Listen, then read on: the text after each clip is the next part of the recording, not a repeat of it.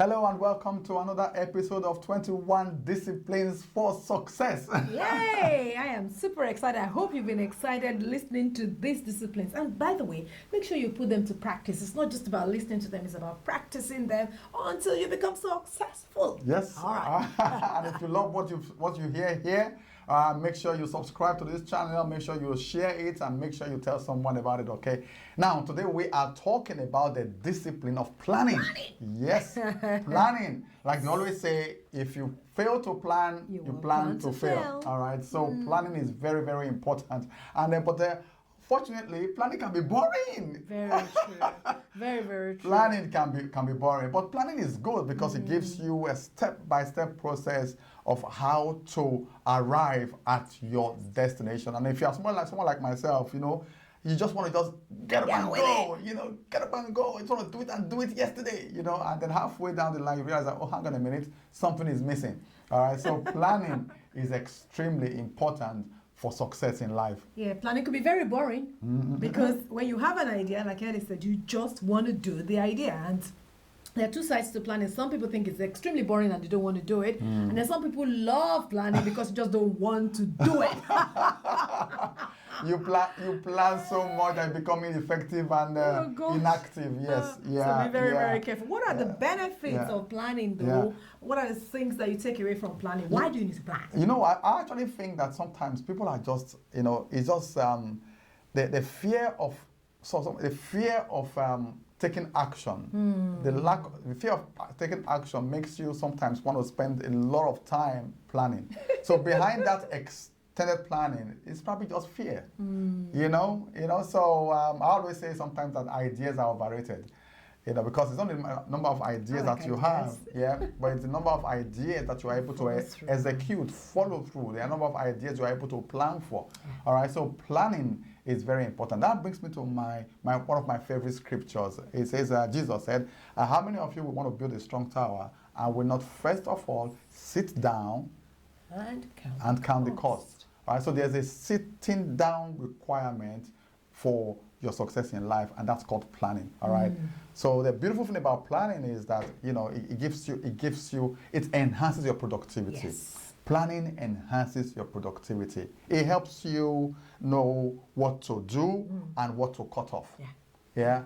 So it means that because you have a step-by-step approach to arriving at your destination, it helps you streamline what's important, what's not important, what's relevant and what's not relevant to your destination. In actual fact, as you're saying that, it just crosses my mind. When we have a satellite navigator or something that gives us step-by-step idea of how to go and where to go, we're more focused. That's another thing that planning does for you. It gives you focus. You're able to look at the step-by-step approach and just be following the approach. So it doesn't matter what, where the destination is. So you're not distracted by the things that are happening left, right, and center simply because you have planned your route. Yes. So with your projects, with your goals, with your dreams, plan your route, and not just increase productivity, you also get increased focus. You are able to focus and achieve more. Yeah. So the good thing about that, having a step-by-step approach to your having a goal, having a plan, is that it actually increases your confidence. Because what that tends to do is that you move your thought process to your subconscious. You just move your thought process to your subconscious, and that's where you gain mastery. By the time you don't have to think about what you are doing, or by the time you do what you do subconsciously, it means that you have attained a certain level of mastery. And so that's why, and that comes from knowing exactly what to do.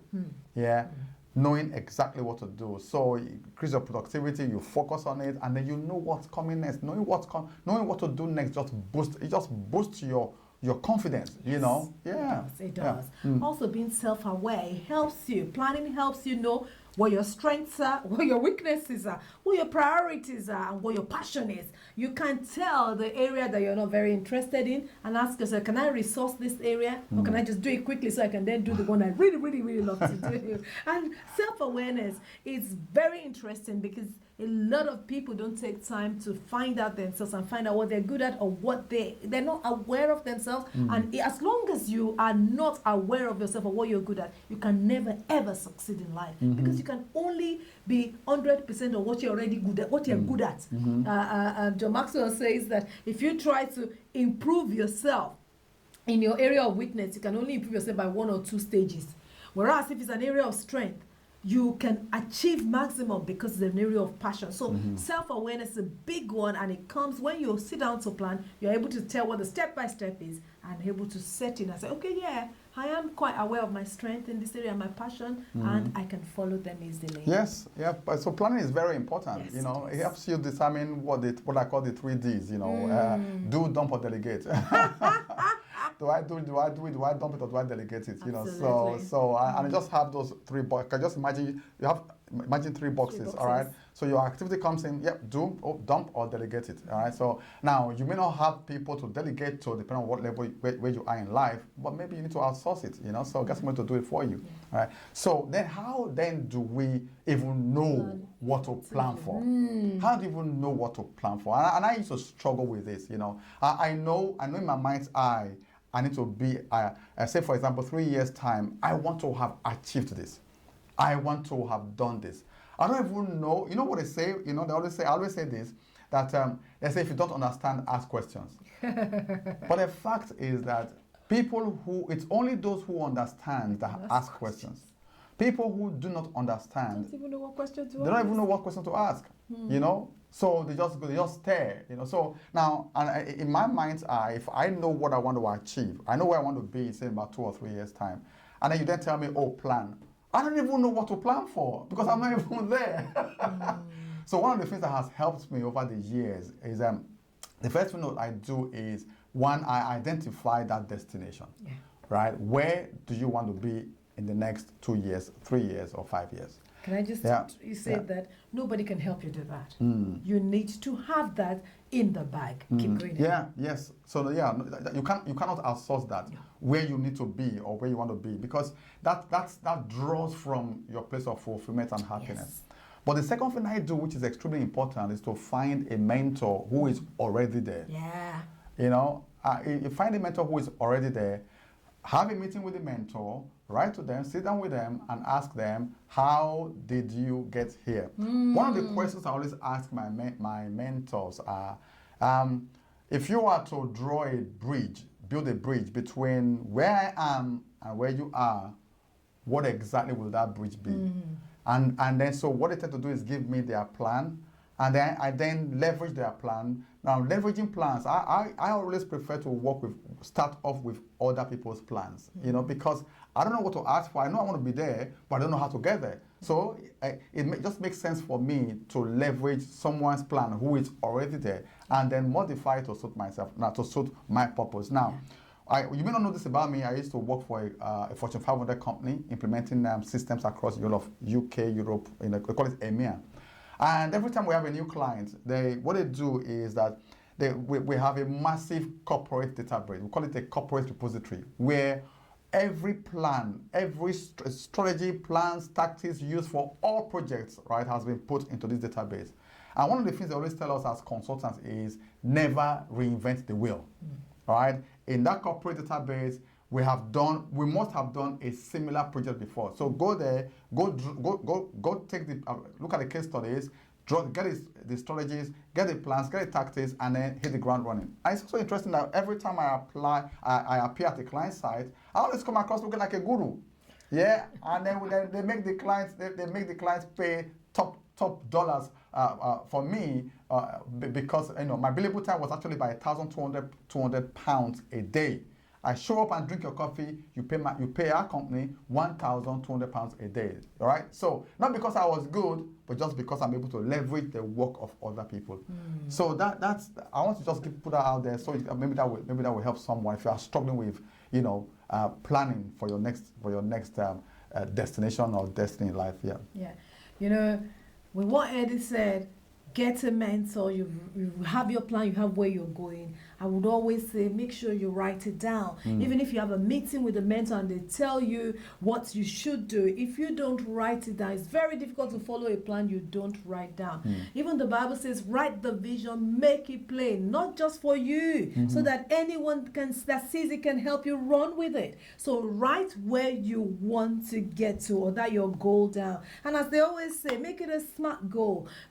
Many of us know what that is, and like Eddie always says, we know it doesn't mean we do it. You know, it should be something that you know is achievable, is specific, it's measurable, it's realistic. Many of us just want to go to the moon, you know, by tomorrow. And it's timely. So make sure by the time you're sitting down, the truth of the matter is that if you sit down to write down your goal, some things begin to look at you and you think, that sounds a bit interesting. That don't sound right. Any goal you're going to put plans to achieve, any goal you're going to discuss with a mentor and have a blueprint to achieve it or follow a plan for, must be very clearly documented somewhere.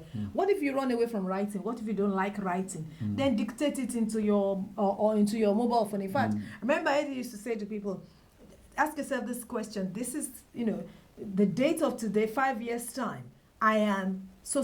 What do you want to be? What do you want to achieve? So you know the end goal. When you have that end goal, then, like Eddie said, ask the mentor, how can I get to this place in 5 years time? But make sure that where that place is measurable, is achievable, is realistic. There's a goal towards it, and then there's timing. We know all that. Sometimes we just don't do it. we just don't do it, and that's where accountability comes in. You know, I think we've done a talk on accountability, Yes, and we've done a talk on mentorship. So make sure somebody holds you accountable, or you make sure that somebody is there to. I don't know. It's just accountability is very important. If not, you will never do it. So always go back to that your mentor. You can have a chat with them. You know, I wanted to share a little story about this topic. A couple of decades ago, we got a word of prophecy from church that God is going to move us forward. We decided, thanks to Eddie, that we were going to go into properties. And the first thing we did in moving into properties, so we didn't know nothing about properties. The very first thing we did, we went for a training. So we wanted to invest in properties. We were going somewhere, but we started by getting knowledge. In that same training, we had mentors that can show us how to buy for the first property, the second one, and so on and so forth. The strategies required. So we got the training, we got the plans in place, we wrote the goal, we wrote the plan, we had mentors in place, and we kept going step by step as we're taught. And everything was broken down into achievable and deliverables, really achievable stages and steps. And you know what? Within a short period of time, we're able to achieve the goal that we desired. So don't forget, you have a mentor, you have a goal written down, stay accountable, break it down into little parts that you can take action on, and keep on reviewing that goal. Absolutely. Now, the last thing I want to talk about this is about the faith aspect of things. Sometimes we think that because we have we are faith people that we don't need to plan. All right. And that's why I used the analogy of Jesus Christ. But we said that how many of you want to build a strong tower and not first of all sit down and count the cost? So the fact that you're believing God for something, right, does not mean that you shouldn't plan. All right. So you're believing to get married, right? But what should you do? You plan. You go on dates. You have as many friends as possible. All right. So there's always faith does not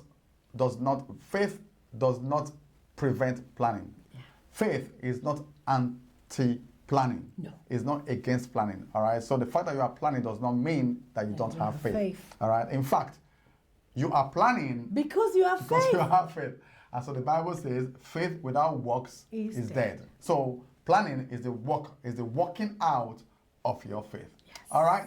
Well, thank you so much for being here, for watching this episode. Like I said earlier, if you love it, share it, subscribe to our channel, tell the world about this, and the Lord bless you. Have a wonderful day. Yes. Bye. Bye.